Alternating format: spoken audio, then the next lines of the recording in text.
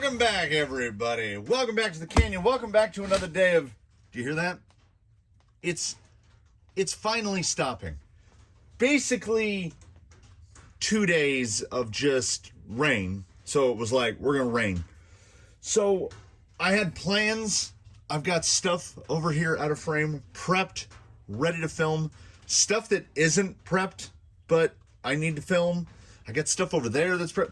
There's like 3 videos worth that require it to at least stop raining. Like if the ground is wet, that's fine. So I went into, much as I did during the last episode of this, I went into rig repairs. Last time there was like 7 rigs that needed stuff done. This time I actually addressed stuff that needed to be addressed, like the Tranquish had a broken diff lock cable. Finally took that apart and put that in. Worked on Jake, worked on Yella. Worked on the Tranquish some more beyond that, getting things cleaned up, tidied up. And then I'm finished with that, and it's still absolutely bucketing rain down. You know, they said, oh, you're going to get 0.4 of an inch. And it literally rained for like 36 hours without stopping. So then stuff happens. And some of that stuff is because I don't know how to not. So when I was, this goes all the way back to the Jolly Green build. I was making an order on A-Main, and I tend to sort for bodies, price descending. So I start with the cheapest, price ascending. So I start with the cheapest one and work my way down. And there's do I still have the tag? I do not. I believe it's called like the Montec rock crawler, and all of the reviews were like, this thing is comically small. I don't know what you would use it for. To which I say, challenge accepted. And I ordered it because it was like $20 some, and they are not wrong. It is, pardon me, Luffy. It is very small, like very small. End to end, this body is 14.5 inches long. And typically in a 10th scale, the rails are going to be 15 to 16 inches long. Tranquish's body is still sitting here. So, I mean, to give you an idea. And a cliffhanger body is relatively small, but you can definitely see that there's a wheelbase thing going on here. This thing's sitting around 10 inches, maybe a little under 9 3/4. So I thought, what is a common thread here in the canyon, an inescapable, and that is we build rigs to fit bodies. And when I had talked about this previously, I had talked about these axles both before the Buffalo Bill construction and during his construction. I said I have these AR-44s, which were Jake's original axles before he went to the SSD Pro 44s. So these have been sitting around for a while, literally just gathering dust, and they are ready to go. I think one needed a ring and pinion, and then I needed rear axle shafts, and you know, Amazon will supply you with that stuff for next to nothing. So I said, I want to use these for something stupid, and I can't think of anything more stupid than this. The scaling is actually, it's about right. We'll see if he ends up running some micro tire. I would love to put him on something normal. Canyon Trails, why is the name escaping me? Durtrax Approach. Something like that, right? I don't want to cut up the body too much if we can avoid it. If I end up having to throw some class 1s on it, that's fine. I've been sent these little guys. Look at those little guys. So, I mean, we'll get to that. So I'm like, what am I going to put under this? And I start running through the ideas. I can cut some chassis rails. I've got plenty of stuff laying around, take off bits.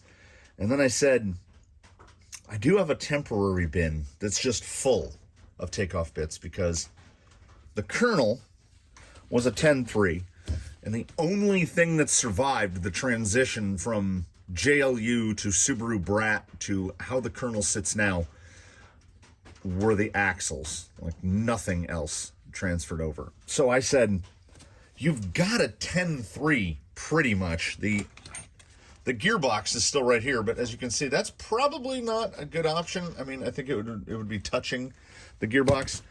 But loyal channel subscriber JP Wirt sent me some little bits and bobs, which was designed to do a motor flip for stealth gearbox, and also mount that gearbox to a 10-3 skid. And for those of you that don't know, the 10-3 skid just has 2 holes spaced straight across. Well, I can show you right here.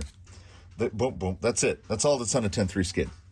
So what I decided to do was misuse that gentleman's design and hard work and start building something that fits this. So this is an episode of Tell Not Show, which is the opposite of good storytelling. And for that, I apologize like this much, because I went through hours and hours of tinkering and cutting and clipping, and I haven't fabbed much of anything yet. Mostly this involved a grinder, wire wheel, some sanders. There was cutting, because if you're going to put a 10-3 under a body with a 10-inch wheelbase, you're going to have to take some stuff away. And I did that. So this is a 10-3, and the 10-3 was perfect for this, and that's why it clicked in my mind, because, again, for those of you who've never built a 10-3, the front, the chassis rail is broken into 2 pieces. It doesn't ordinarily have all these holes. It usually just has these 2 holes, because the skid has 2 little pins that are hiding in those 2 holes, and then you screw through to mount them together. So there is the aforementioned adapter plate to adapt a stealth gearbox to fit in there. But as you can see, with the wheelbase shortened down to this, unless I was running like a micro outrunner, I don't think we can flip the motor to the front. This stealth was also assembled out of leftover bits when overdrive went underdrive went into baseline. These are all the gears out of an XF. I just assembled them in a housing, and I'm not 100% sure why I had an unused, I just had a full Stealth X housing, but I do. Dug through bins, dug to find as much of the 10-3 pieces as I could, and I think I'm still missing a couple. I don't remember what went from there to there. I don't think it matters. I think chassis spacers are going to have to be assembled. We are dealing currently with the plastic panhard mount on the chassis side. I could have sworn I had an alloy one, and then I remembered I put it on the base camp that came over to visit. And that guy needs it more than we do. If we have to buy I know you can just get this piece in metal now. So if I have to purchase a metal one, that's fine. So far, the expenditure on this build is less than 0. I have around here in a bin, there it is. It's not even in a bin. I was digging through, and lo and behold, found a Fly Sky receiver. Had no idea that I had it. And while disassembling one of the rigs that was up there to make room for the yellow guy, Amazon Blue Case. So perfect. He's there, and I did cut too much off of the frame rails at the back because I kept shortening it and shortening it. I want the body right up against the servo like that, because I don't know if the rear shock towers are going to work. They might, the shock might be past. If the shock is straight vertical, that's fine. I'll be absolutely fine with that. I think the front shocks are going to have a little bit of lay down to them. Honestly, it's entirely possible. Does it have front weight? It's entirely possible that this thing will end up with 90s in the front and 80s in the back, because when we assemble links, and those links are going to be fitted with only the finest plastic balls, because I don't know if I have enough. The idea of a parts bin build is to spend nothing. And honestly, I think we can get this thing wheeling for nothing. The complications will arise with, well, I mean, I think there's going to have to be some cutting. I mean, maybe not, but I don't need those parts anyway. That could be, it's just something to screw these to. And because of the interference here, that body height is actually probably pretty good. But I can't use the body mounts anyway. They come up right into the middle of the tire. But having those holes would allow me to fabricate just a flat piece that goes straight across and just has 2 posts coming off of it. So I haven't got, like I say, there has been no fabrication done yet. It was just cutting, etching. Oh, also, if you ever have the intention of cutting up a 10.3 chassis, like when I cut I actually cut it probably about that much off the back, and probably only needed to cut about half of what I cut off. Do yourself a favor and wire wheel the thing down to bare before you even start, because whatever they use for the powder coating on this, when it starts to melt under the heat of the grinder or the sander, the smell is still in here. And I cut it a while ago. It smells awful. But we have definitely gotten to the point, I think, where I need to, it's so front heavy that it won't even stand up. I need to start sourcing ends and links and figuring out, I mean, are these 7s or 7.5s? I can't remember. I should have the shocks. Yeah. We're going to try for incision 80s all the way around. I think 80s will probably be perfect for this. We will see what other parts need to be fabricated. We'll see what we have to do about a panhard. Thankfully, the intention with this axle was to run it servolan axle. I have the bracket. Thankfully, I didn't go crazy and cut off the panhard mount. So the only weakness I see so far in the future of this assembly is the single shear plastic from panhard mount. We'll see. We'll see how fast we can snap that off. But what we're building is a 10-inch wheelbase 10.3 with a stealth gearbox in it and incision shocks and AR-44 straights. Obviously, like, who doesn't? Who doesn't have one of these? We needed another little guy. And much as rusty as Jolly Green Sun, I guess is Baseline a lady? Because this thing is turning into a collaboration between the Colonel and Baseline to build Teensy 10.3.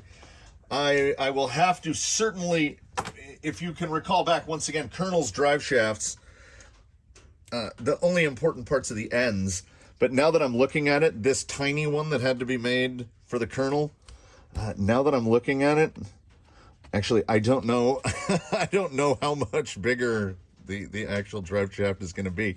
Not much. The goal is to line the axles up to the body. And that's fun stuff, because I don't have one of those, like, I don't have like a jig to lay these out. I just kind of set the parts down, and I would want the panhard mount to line up probably right about there. Yeah, right about there. And then the rear axle, I'm hoping that is pretty much centered. Yeah, see, then the shock will be leaning forward. So it might come down to the fabrication of new. We can go a little farther back. We can go right about there. That might not be too bad. We might be able to get away with the 80s on that. So it looks like, oh, Jesus. I do apologize for you get a shot of my elbow and not what we're looking at. That's not too bad right there. And we're looking at, yeah, it's like 9 7/8. Just over 250, just under 255.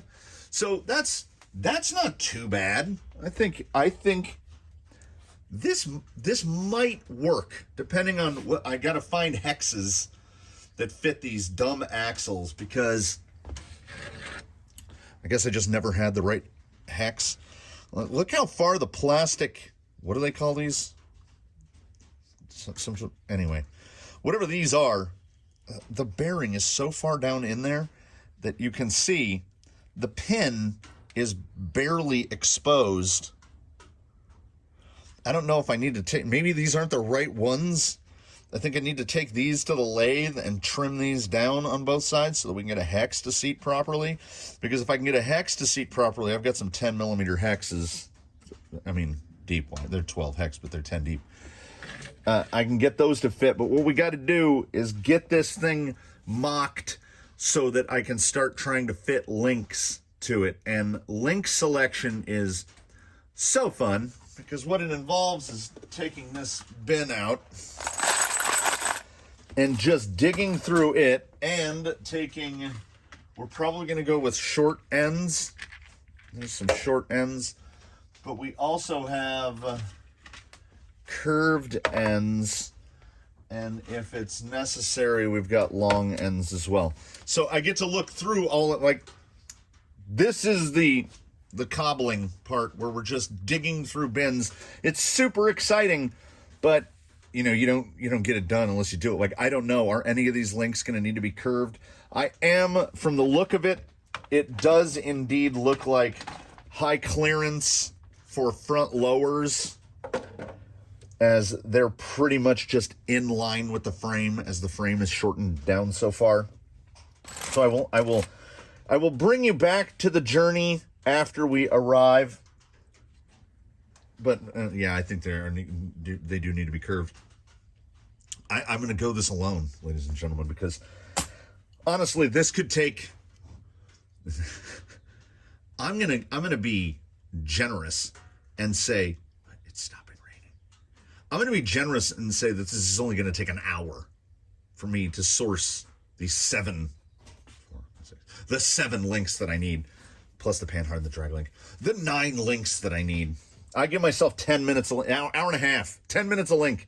It could go faster, but I don't think it will, because some of those rear links are real short. Luckily, I've got some short elements, and I've talked about it long enough. I'm going to turn my classic rock back on. I was just listening to some Billy Squire, and I'm going to find links, and we're going to get this thing to sit. If we can just get this thing to sit, I'll be super happy, like to the point where it'll hold wheels. But like I say, I think some lathe work. If we get to lathe work, I'll bring you back into the loop. I had ample opportunity to clean all of this up, but let's embrace our truths. You've time traveled. Congratulations. In the time that it took for a dissolve transition to occur, it's well over 2 hours into the future. That's how these things go. A live stream of trying to construct something like this would probably take me 10 hours. But that's the point. This is kind of the fun of it. You put it together, you take it apart, you put it together, you take it apart. I went through 4 different types of rod ends before I found ones that wouldn't bind on compression or extension. I got very lucky in that these are element. I call them by the length that they are here. I don't worry about the threads. So these are 50 millimeter, and that was a lot of it. I think I'm using all the lowers are those. And it was going to be the uppers, but the rear uppers turned out to needed to be about 5 millimeters shorter. Otherwise, it would bind pretty badly. I don't have a drive shaft that will fit. We are going to have to Amazon those, and I will indeed have to cut the truss. But before I throw it back out here on the bench in front of you, let me say, if you're deep into something like this and you're not oscillating back and forth between cackling maniacally and drowning in your own self-doubt of, I've just cut up a bunch of parts and just ruined a bunch of stuff, and I've put these rod ends onto links and on and off, so I've blown out these rod ends. So are they going to work? We've got some suboptimal stuff, But at the same time, we've got something that just fills me with glee. This is, if this is not 1980s Tamiya realized for the 21st century, I don't know what it is. It's so dumb. The wheelbase came out to, it's not perfectly centered in the wells, I will say. We have a 245 millimeter wheelbase, so it actually got a little shorter. As it turned out, and it can do this very easily, and as you can see why, the vehicle from front to back is, which with the body mounted, is 14.5 inches long, and it's 10.25 inches wide from side to side. So it's a monster truck, basically. I think we unintentionally built a monster truck. So, so the motivation now is, do we like put like a 3300 in it and just go, we've got that ridiculous hybrid. It is not going to handle well at speed. I can tell you that, because the longest link on the entire vehicle, we might have to see if we can do an inboard panhard mount.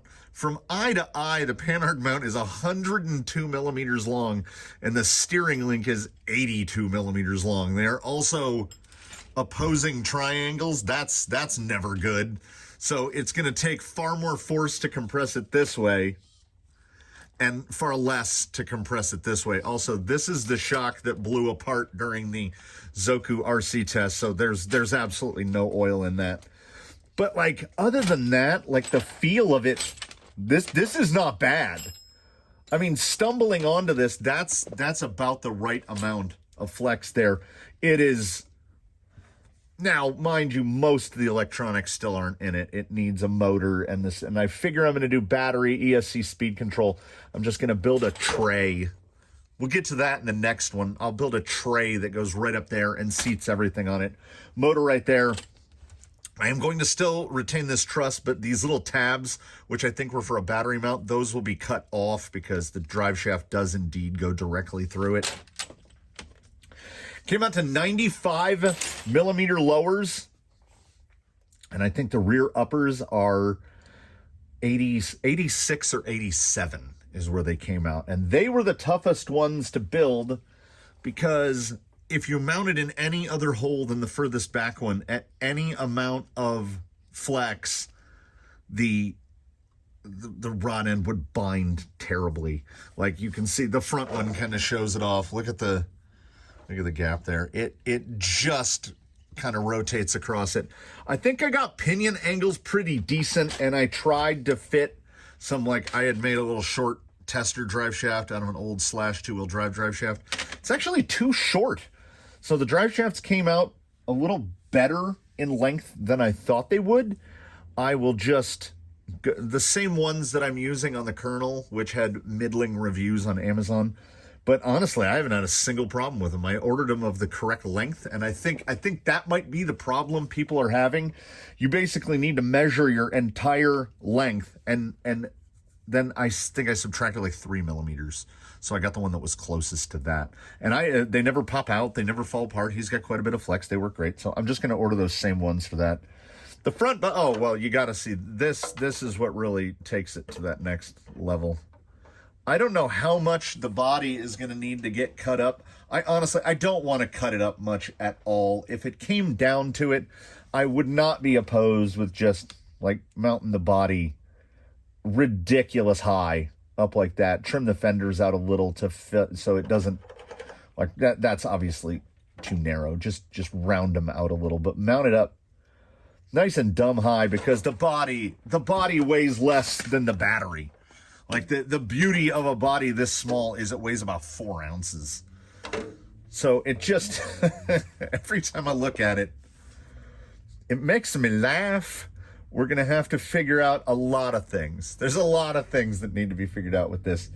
But the reason that so little of the assembly occurs on video is because this harkens back to reading that thread on RC Crawler where somebody was like, how many projects do you have on your bench? And I can't.